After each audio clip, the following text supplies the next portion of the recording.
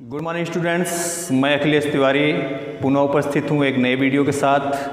पिछली क्लास में हम पढ़ रहे थे रसखान जी को, और रसखान जी की पहली रचना जो है, पहला पद्य हमने पढ़ा और उसका भावार्थ समझा, और रसखान जी का पहला और दूसरा पद्य पिछले वीडियो में बताया गया। पिछली क्लास में हमने पढ़ा रसखान जी के सवैये को, जिसमें से पहले और दूसरे सवैये का भावार्थ आपको बताया गया, और बाकी बचे इनके दो और सवैयों को हम इसमें पढ़ेंगे। सवैया क्या होता है? सवैया एक वर्णिक छंद होता है जिसमें 22 से लेकर 26 तक वर्ण होते हैं। 22 या तो 22 वर्ण रहेंगे एक लाइन में, या तो 26 वर्ण रहेंगे। 22, 23, 24, 25, 22 से लेकर 26 तक वर्ण होते हैं, उनको सवैया कहा जाता है। तो दो सवैयों को हमने पढ़ा। आज इस वीडियो में हम रसखान जी के अगले सवैये, तीसरे और चौथे सवैये को पढ़ेंगे, जो हमारी पाठ्य पुस्तक में है।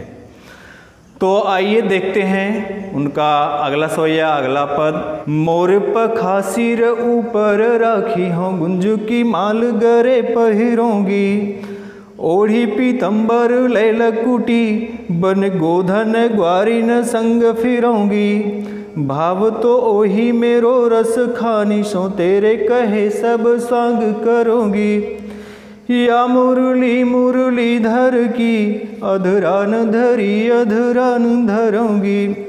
अगला सवैया है। कानन दे अंगूरी रही वो, जब ही मुरली धुन मंद बजई हैं, मोहनी तानन शोरश खानी, अटा चढ़ी गोधन गई हैं तो गई हैं, तेरी कहो शिगरे ब्रज लोग, निकाली को कितनो समुझई हैं, माई रे वा मुख की मुस्कानी, सम्हारी न जई है न जई है न जई हैं। तो यह बचे हुए दो सवैये थे। आइए हम इनका भावार्थ देखते हैं। तीसरे सवैये में रसखान जी ने कृष्ण के प्रति गोपियों के प्रेम को और उनके ऊपर उनकी मुग्धता को दर्शाया है। गोपियाँ जो हैं उनके प्रेम में व्याकुल हैं, और कृष्ण भगवान के न मिलने पर दो गोपियाँ आपस में चर्चा कर रही हैं कि एक गोपी कह रही है कि एक सखी, कृष्ण भगवान नहीं है तो ऐसा करो, तुम उनका स्वांग करो, तुम उनके जैसा रूप धारण करो। तो वो गोपी तैयार होती है और कृष्ण भगवान के जैसा रूप धारण करती है। तो कैसा रूप धारण करती है वही इसमें बताया गया है। मोर पखासिर ऊपर राखी हूँ, जैसे कृष्ण भगवान अपने सर के ऊपर मोर पंख को धारण करते हैं, वैसे वह गोपी कह रही है कि मैं उनका स्वांग करूँगी, उनके जैसा रूप बनाऊँगी, और अपने सर के ऊपर मोर के पंखे को धारण करूँगी, लगाऊँगी। गुंज की माल गरे पहिरोंगी। और आगे कहती है कि जैसे कृष्ण भगवान जी गुंज की माल गले में अपने पहनते हैं। गुंज की माल क्या होती है? काले और लाल पत्थर होते हैं, छोटे छोटे काले और लाल पत्थर होते हैं, उनकी माला बनी होती है, और उसी माला को गुंज की माल कहा जाता है। तो गोपी कहती है जैसे कृष्ण गले में अपने गुंज की माल पहनते हैं, उसी तरह मैं भी अपने गले में गुंज की माला को धारण करूँगी। ओढ़ी पीतंबर लय लगुटी, बन गोधन ग्वारिन संग फिरोंगी।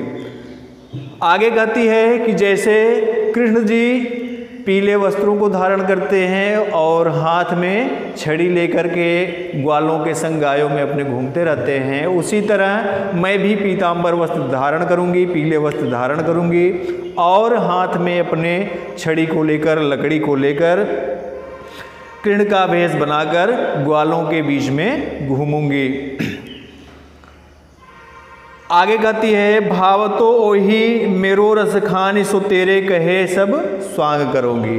रसखान जी कह रहे हैं कि वह गोपी अपने सखी से कह रही है कि सखी, जितना वो तुमको प्रिय हैं, जितना वो तुमको भाते हैं, उतना ही कृष्ण मुझको भी प्रिय हैं, इसीलिए मैं तेरे कहने पर उनके जैसा स्वांग धारण करूंगी, उनके जैसा रूप बनाऊंगी।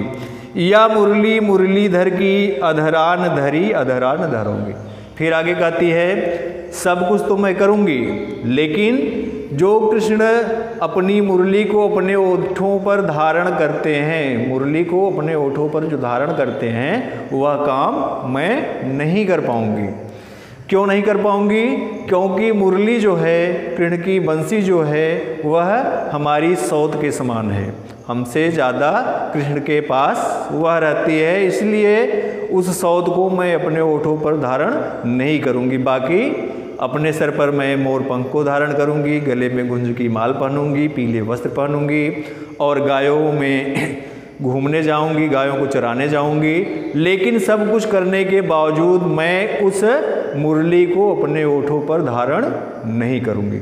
तो यहाँ आया है मुरली मुरलीधर की अधरान धरी अधरान धरूंगी। इस लाइन में पूछा जाता है कि कौन सा अलंकार है। यह बार बार पूछा जाता है कि इस लाइन में कौन सा अलंकार है। तो इसमें जो है अनुप्रास अलंकार है। अनुप्रास अलंकार क्यों है? क्योंकि एक वर्ण की एक से अधिक बार आवृत्ति हुई है। जैसे म वर्ण की एक से अधिक बार आवृत्ति हुई है और अवर्ण की एक से अधिक बार आवृत्ति हुई है, इसमें ध वर्ण की एक से अधिक बार आवृत्ति हुई है, इसलिए इसमें क्या है? अनुप्रास अलंकार है। चौथे सवये में रसखान जी ने कृष्ण की मुरली की मधुर ध्वनि और उनकी मुस्कान का वर्णन किया है, जिसको देखकर गोपियाँ अपने आप को रोक नहीं पाती हैं, उन पर मोहित हो जाती है, अपनी सुध बुध खो देती हैं। रसखान जी ने चौथे सवैये में इसका वर्णन किया है। तो देखते हैं हम चौथा सवैया। कानन दे अंगुरी रहबो जब वही मुरली धुन मंद बजी हैं। एक गोपी है, वो कृष्ण की मुरली की धुन से परेशान है। जब वो मुरली बजाते हैं तो वह मतवाली हो जाती है और उनके पास खींची चली जाती है। तो वह गोपी कहती है कि कानन दे अंगुरी रहबो जब वहीं मुरली धुन मंद बजी हैं। अब मैं आगे से अपने कानों में अंगुली लगा के रखूँगी। कब रखूँगी? जब कृष्ण जी अपनी मुरली की मधुर मीठी धुन बजाएंगे। जब कृष्ण जी अपने मुरली की मधुर मीठी धुन बजाएंगे तो मैं अपने कानों में अंगुली लगा के रखूँगी। मोहनी तानन सो रस खाने अटा चढ़ी गोधन गई हैं तुद गई हैं। मोहनी तानन सो रस खाने, रसखान जी कहते हैं, गोपी कहती है, जब मोहनी तान सुनाने के लिए, अपनी मोहनी तान सुनाने के लिए अट्टालिका पर चढ़कर या छत पर चढ़कर कृष्ण भगवान गाएंगे तो मैं अपने कानों में अंगुली लगा लूँगी। वो कितना भी गाते रहें, मैं उन पर ध्यान नहीं दूंगी। टेरी कहो सिगरे ब्रज लोगन काली को कितनो समझिए। ए माँ, यदि ब्रज के लोग, ब्रजवासी तुमको यह बताते हैं, तुमसे यह शिकायत करते हैं कि मैंने इसको बहुत समझाया, लेकिन फिर भी यह कृष्ण के पास चली गई, कृष्ण से निगाहें मिलाई, उनके पास गई, तो माँ मायरी वा मुख की मुस्कान संहारी न जई है न जई है न जई। कह रहे हैं जब कृष्ण भगवान बंसी बजाएंगे तो मैं अपने कानों में अंगुली लगा लूँगी, अपने हाथ कानों को अपनी उंगलियों से बंद कर लूँगी।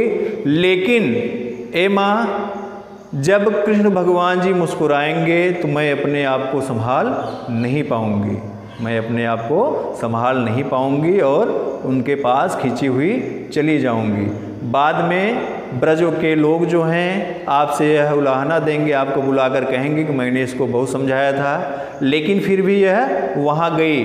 तो माँ, यह मेरी मजबूरी है कि मैं उनकी मुरली की धुन को तो अपने हाथों से रोक सकती हूँ, लेकिन जब मैं उनकी मुस्कान को देखूँगी, उनकी मुस्कान मुझको दिखाई देगी, तो मुझको अपने को खुद को संभाले नहीं संभलेगा, मैं उनके पास चली जाऊँगी। यह मेरी व्यवस्था है। तो यही था इस पद्य का भावार्थ और यह चैप्टर जो है ख़त्म हो गया है। आप लोग इसको पढ़िएगा, समझिएगा और जो ना समझ में आए कमेंट के माध्यम से हमसे पूछिएगा, हम आपको इसको पुनः बताएंगे। ठीक है, तो मिलते हैं फिर अगले वीडियो में, तब तक के लिए थैंक यू।